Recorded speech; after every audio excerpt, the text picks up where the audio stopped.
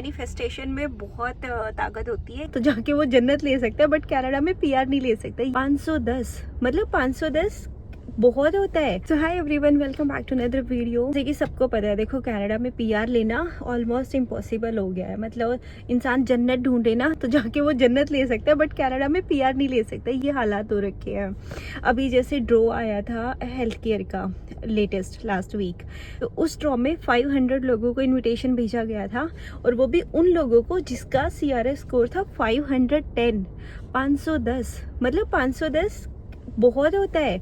अगर एक नॉर्मल इंसान प्रोफाइल बनाए, उसको 2-3 साल का कैनेडियन एक्सपीरियंस है, नॉर्मल सा बैंड है, तो भी वो 480 490 यहीं तक रह जाते हैं। उससे ऊपर अगर किसी का स्कोर होता है तो वो सिर्फ उन लोगों का होता है जिनकी एज कम है, जैसे कि 27-28 साल की एज है, 25-26 की ना, इस एज में उनका 500 से ऊपर होगा। जो कितने ही लोगों को इन्विटेशन आया होगा, और इस एज के बच्चे बहुत कम होते हैं। जैसे कि लोग या तो जैसे +2 करके आ रहे हैं, उन बच्चों के पास कैनेडियन एक्सपीरियंस नहीं होता, बच्चों को फॉरेन एक्सपीरियंस के 50 पॉइंट नहीं मिलते।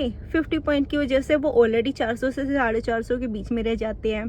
फिर उसके बाद फैमिली वाले लोग होते हैं, उनकी एज के पॉइंट कम हो जाते हैं। आई मीन आफ्टर 30 ईयर्स की एज के बाद हर साल के 5 पॉइंट्स कम हो जाते हैं, तो वो वैसे नहीं एलिजिबल हो पाते। तो सोचो 510, तो इसमें वो लोग भी होते हैं, जैसे कि पहले LMIA था तो हम बोल देते थे कि अरे LMIA वाले 50 पॉइंट्स मिलके उन लोगों को ड्रॉ आया होगा। सो इन सारी कैलकुलेशन का मतलब ये हुआ कि गिन चुन के सिर्फ कुछ लोग बचते हैं जिनका 500 से ऊपर स्कोर होता है और उनको इन्विटेशन आया। तो बाकी की दुनिया कैसे PR करेगी, क्योंकि ये तो थोड़े बहुत ही लोग होते हैं।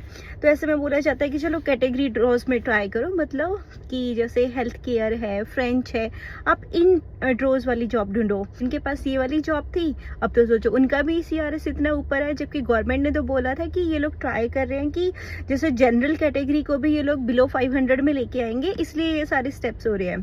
तो यस, ये ट्रू है। बहुत सारे लोग मेरी लास्ट वीडियोस पे भी ऐसे कमेंट कर रहे हैं कि हम हेल्थ केयर से हैं और क्या कोई फ्यूचर है हमारा, कैसे PR होगी, ऐसे वाले। तो उन लोगों के लिए मैं यही बोलूँगी कि देखो, अभी सिर्फ ड्रॉ स्टार्ट हुए हैं 2025 के कैटेगरी ड्रॉज। तो नॉर्मली क्या होता है कि मंथ में 2 बार ड्रॉ आते हैं, और हर बार जैसे एक जनरल ड्रॉ आता है CC के लिए और एक कैटेगरी ड्रॉ आता है। तो चांसेस हैं पहले की तरह, लास्ट ईयर 24 की तरह मंथ में 2 बार ड्रॉ आएंगे। तो जब 500 इन्विटेशन आए हैं, दैट मीन्स ये लोग अब धीरे धीरे बैक टू नॉर्मल लाइफ आ रहे हैं। अब आगे और भी ड्रॉज आएंगे, तो होपफुली चांस है कि स्कोर कम आ जाए। हेल्थ केयर ड्रॉ में क्या होता है कि 2 तरह के इन्विटेशन होते हैं। एक तो आपको फेडरल गवर्नमेंट से इन्विटेशन आए, दूसरा किसी प्रोविंस से आए, जैसे कि ओंटारियो से आए। बट अभी क्या हो रहा है कि ओंटारियो के भी ड्रॉ नहीं आ रहे, तो लोग क्या करें बेचारे। तो ओंटारियो की तरफ से आज तक कोई भी न्यूज़ नहीं आई है 25 में, मतलब सितंबर अक्टूबर 24 में ड्रॉज बंद हुए थे, उसके बाद कोई न्यूज़ नहीं है कि क्यों ये ड्रॉज पे पॉज लगा रखा है, क्यों ड्रॉज नहीं आ रहे ओंटारियो के। बट ये बोल रहे हैं कि अगर कैटेगरी ड्रॉ आ रहे हैं तो होपफुली ओंटारियो भी जल्दी ही रिज्यूम करे बाकी सारे ड्रॉज। तो ओंटारियो से इतनी उम्मीद लगा क्यों रहे हैं, क्योंकि ओंटारियो का ड्रॉ लोअर आता है फेडरल की बजाय। फॉर एग्जाम्पल जैसे अभी 510 पे स्कोर आया, तो अगर ओंटारियो का होता तो यही ड्रॉ 460 पे भी आ गया होता। तो कुछ लोगों को ओंटारियो से नॉमिनेशन आ जाता, कुछ लोगों को फेडरल से।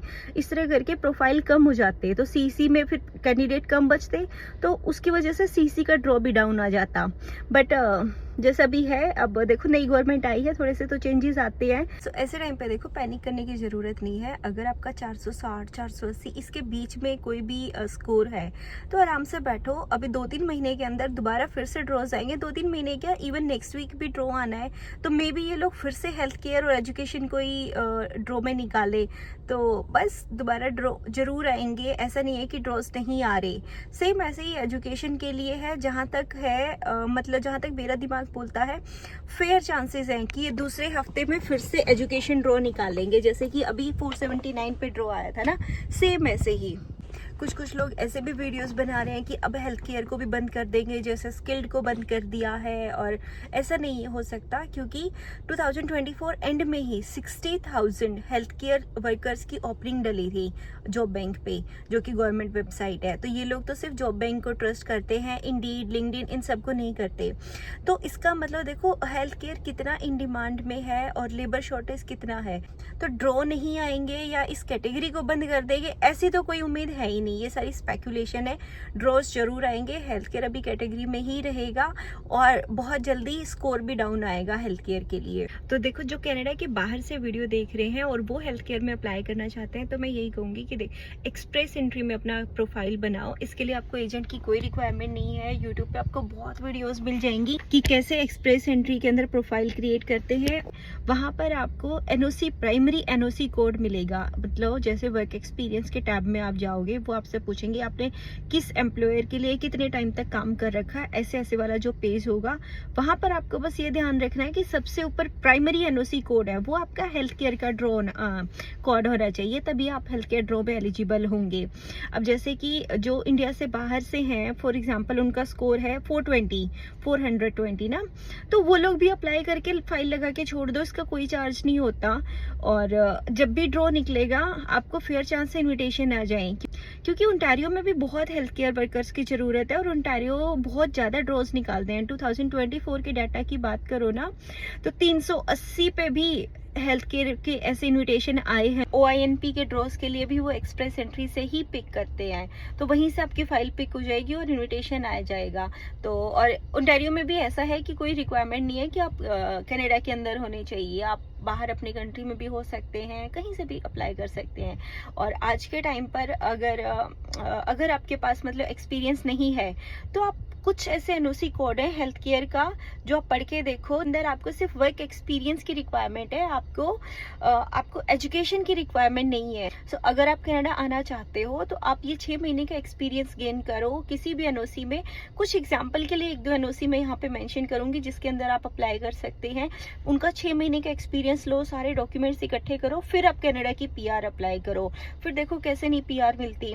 मेन दिक्कत आज के टाइम पे ये है कि जो इन्होंने कुछ जॉब्स को ही कैटेगरी में रखा है, और जबकि रियलिटी में क्या होता है कि वही जॉब्स तो थोड़ी ना लोग कर रहे होते हैं। फॉर एग्जांपल हम अकाउंटेंट हैं, फाइनेंस वाले हैं, इन्होंने उनको कैटेगरी में नहीं रखा और इतनी दुनिया फाइनेंस में जॉब कर रही होती है। तो दिक्कत ये आ रही है, अगर ये लोग सारी चीज़ों को कैटेगरी में ऐड करते तो घर फिर कुछ बचता ही नहीं, फिर सब इक्वल हो जाते। बट ये जो कैटेगरी वाला जब से पंगा इन्होंने डाला, तब से ये सारी दिक्कतें हुई है।